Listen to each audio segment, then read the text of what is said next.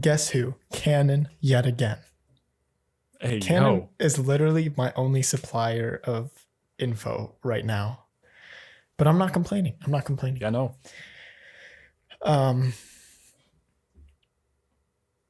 These are both my Canon topics here, rumors, as they often are. But Canon planning an ultra-high resolution mirrorless camera. Ooh.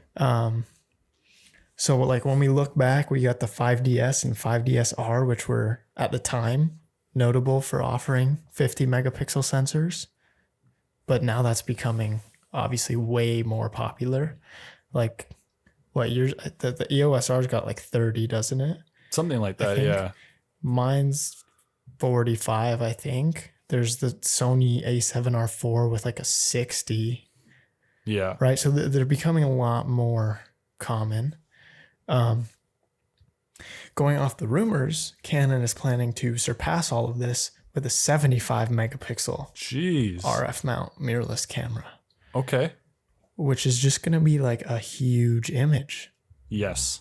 Big images. Because even using this guy and getting my 45 megapixel images, I don't know what the dimensions are off the top of my head, but if I try and do like any sort of HDR or anything where I'm merging several, it takes forever. Yeah. So that's one thing with like a 75 megapixel camera that I think could you just need a good computer basically, because if you don't have one, it's going to struggle when you're editing, depending what you're doing. If you're doing basic like exposure changes, sharpening, like that kind of thing in Lightroom or even Photoshop, you'll probably be fine. But if you're trying to do like composite type, that is going to be brutal. Yeah, absolutely. Yeah. But then you got so much room to just like crop in, That's true. Nice That's big true. photos. I heard on Peter McKinnon said something about the lovely Aaron Brimhall, I believe. Mm-hmm. He said he always shoots in landscape and then just, if he needs it, just crops in and makes it portrait whenever he needs it. But, he uses all the expensive cameras, and so like he has the resolution to do that. But yeah, those are just interesting, like not shooting portrait. That's what one of our teachers said too. One of our portrait teachers. I don't remember which one. Oh, that's right. I remember that. Lewis? Was it Lewis? Maybe. It was Lewis. Lewis or Sam. Yeah, I still shot not the portrait. Yeah, either way. I didn't do that either. I think maybe one assignment I did. Yeah. Did landscape and the rest. Yeah. Just couldn't help it, I don't know. Just felt right. Yeah. But yeah. Another thing from Canon, testing more lenses.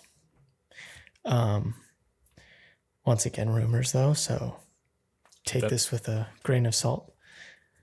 Keep it in mind. Yeah. They're testing 5 new DO super telephoto lenses, which I don't know if you know what that is, because I didn't know what it was. I do not. It stands for diffractive optics, which basically just bends light more than a regular lens does, so that they can put less glass in it and it results in a lighter lens. Oh, okay. So you get these, these super telephoto lenses zooming super far, but they're not going to be like massive and impossible to carry around. We got a RF 400 mil f3.5. All of these are image stabilized, by the way. We got an RF 400 millimeter f4, a 500 mil f4.5, a 500 mil f5, and an 800 mil f. I think that says 9.5, but for some reason I thought it was 8.5. Might just be my bad writing again. So I'll double check. I'll put it up on the screen when I'm editing. But this should be interesting. Obviously, they're not going to be releasing all of these. I think it's just going to be one. That's kind of what it seems to be. I mean, you don't need all of these. I think they already have an 800. Like they have some of these options already. Yep. But obviously testing it, so they're going to see which one works out best. I know with the EF a version they made, it was a 400 f4, and it was the initial version at least received mixed reviews because apparently the sharpness was not great. But they then made a second version which improved significantly and became a hit. So I'd imagine that these are going to turn out pretty good considering they've done it before. Yes, it wasn't for the mirrorless mount, but that's just changing the actual mount. So I'd imagine that problem should be fixed. Yeah. And you probably won't have to worry about it. Seeing what they've already been doing with these juicy RF lenses. Yeah, yeah. Like, I'm expecting some big stuff from this. Yeah. So, gotta be good. I'm very curious how much lighter they are. Yeah. And does that then result in it becoming cheaper because it's less glass, or is it more money because it's like harder to actually manufacture, I'd imagine, because there's more that goes into it. Sort of, you know what I mean, right? I'm not sure on that. I guess we'll have to see. Yeah. Do we know the price of the EF one? No, but I can see if I can find it really quick. Okay.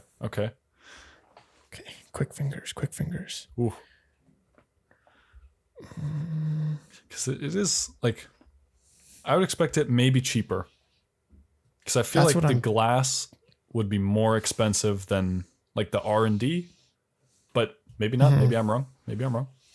Okay, so I got the price of the 400 mil, but I want to see what a regular 400 mil is to compare real quick. Because okay, so we got for a EF 400 not diffractive optic lens, 12,000, but that is also f2.8.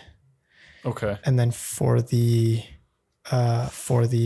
diffractive optic one, it's f4, but it's 6,900.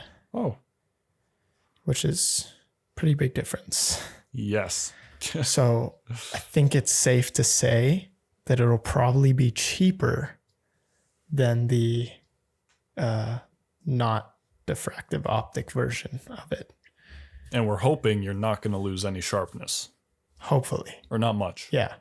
That's probably better to say, because I'd imagine you will see the difference if you were to test the two side by side. Yeah.